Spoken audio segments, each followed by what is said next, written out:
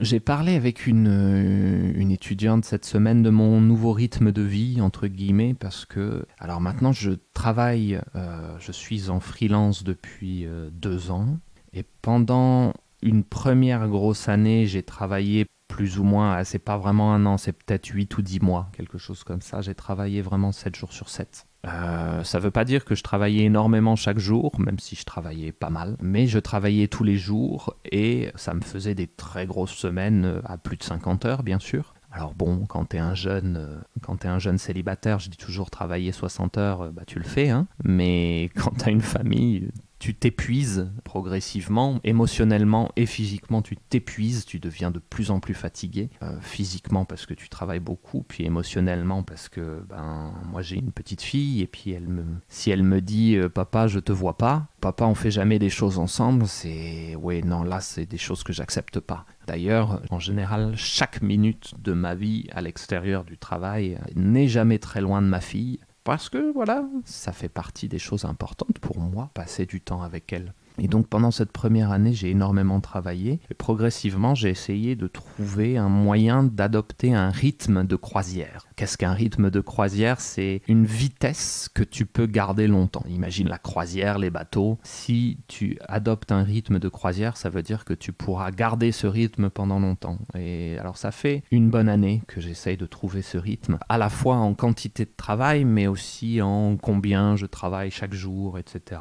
C'est pas toujours facile parce que, un peu comme toutes les professions de prof, tu travailles tout le temps en fait. Pas que tu travailles forcément énormément, mais tu travailles tout le temps. Et pourquoi tu travailles tout le temps? Parce que tu as toujours un étudiant qui te contacte, tu as toujours une chose à préparer pour la semaine. Typiquement, aujourd'hui, c'est dimanche. Maintenant, je ne travaille plus le dimanche. Mais aujourd'hui, tu vois que j'enregistre un podcast. Dans la journée, à un moment où peut-être ma fille sera occupée ou quoi, je vais préparer mes leçons du lundi et du mardi. Je fonctionne toujours comme ça. Je prépare mes leçons du lundi et du mardi le dimanche et je prépare les leçons du reste de la semaine le mercredi. Donc, il y aura quelques heures dans ma journée qui vont être consacrées à ça. Donc même un jour comme le dimanche aujourd'hui, je vais travailler, même si je ne serai pas en face d'un étudiant. Quand je dis que je ne travaille pas, ça veut dire que je ne serai pas en face d'un étudiant aujourd'hui. Donc mon nouveau rythme de croisière que je commence à trouver, honnêtement, ça commence à être pas mal, c'était de ne pas travailler les mercredis et les dimanches. Voilà, j'ai 2 jours de repos dans ma semaine. C'est le mercredi, qu'on appelle la journée des enfants en France, parce que l'école est fermée et les enfants sont à la maison. Donc, c'est une journée que je passe avec ma fille parce qu'elle est là.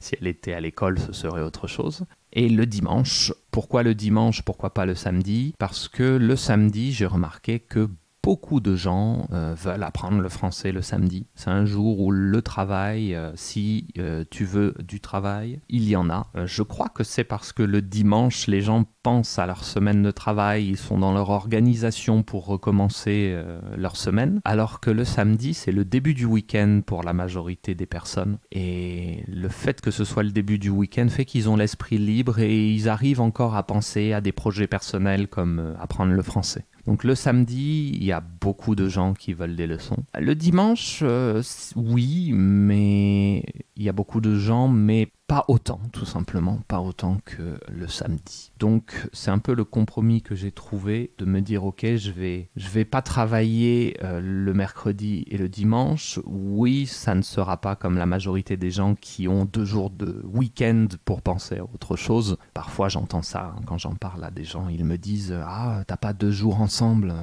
Parce que c'est considéré comme une chose relativement ennuyeuse de ne pas avoir 2 jours ensemble. Je dis oui, il faut bien faire des compromis. Si je travaille seulement du lundi au vendredi, il y a énormément de gens qui travaillent qui ne pourront pas faire appel à moi parce qu'ils ne sont libres que le soir et que le week-end. Donc pour le moment, c'est le compromis que j'ai trouvé. Ce petit rythme-là, donc je travaille lundi, mardi et ensuite jeudi, vendredi, samedi. Et quand je dis je travaille, ça veut dire je suis en face d'un étudiant. Bon, je ne me plains pas, encore une fois, j'ai un travail merveilleux. Souvent, je finis ma journée en disant ah, j'ai un travail qui déchire. Un travail qui déchire veut dire un travail vraiment génial. Ça veut pas dire que je veux vraiment le faire plus parce que mentalement, bien sûr, c'est un peu difficile. Je suis très investi dans mes classes et dans la vie de mes étudiants et dans les discussions qu'on peut avoir. Je suis aussi vrai et aussi investi que je peux pour chacun de mes étudiants. Et donc, émotionnellement et mentalement, c'est très prenant. Je finis souvent mes journées à table, quand ma femme me parle de sa journée ou quoi, bah moi je parle de mes étudiants. Un peu comme si c'était des fréquentations, des gens qu'on connaissait. Je pense que ça doit être ennuyeux, très honnêtement, pour elle. Pour ma femme d'entendre parler de gens qu'elle verra jamais. Mais c'est pour dire à quel point mes étudiants font partie de ma vie, voilà. Bon, bah, je pense que c'est un bon moment pour clore ce premier podcast. Tu me diras ce que t'en penses, si t'aimes bien m'écouter parler naturellement. S'il y a des sujets qui t'intéressaient particulièrement, n'hésite pas non plus. Si t'as des questions, parce que alors moi je blablate, je fais blablabla. Mais si tu as des questions sur certains sujets que j'ai abordés et que tu as envie que j'en parle un peu plus, je pense que je vais essayer de faire un podcast comme ça 1 ou 2 fois par mois. Voilà, à plus!